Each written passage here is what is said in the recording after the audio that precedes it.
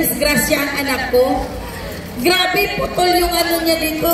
Buto, naghiwalay talaga. Sabi ko, Lord, patawad. Pagalingin mo lang yung anak ko, Lord. Huwag maupira. Pabalik ako habang buhay akong maglilingkod. Nakarinig ako ng talk sa isang disciple about covenant.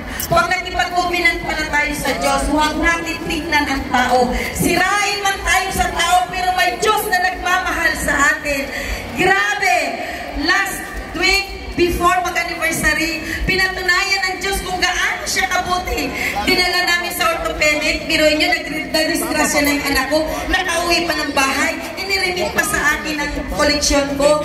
Gabi na, itinawag ko, glory to God, bago mag-anniversary, pagpunta niya doon, yung miracle bone niya na naghiwalay, miracle instant healing din, hindi na opera ang anak ko, bagkos, bago nagpatingin sa doktor, nakapag-drive na uli ang anak ko. Dahil last year, biniyayaan din ako ni Lord ng sasakyan na Expander 2025 model GLS. Grabe ang Lord ngayon naman.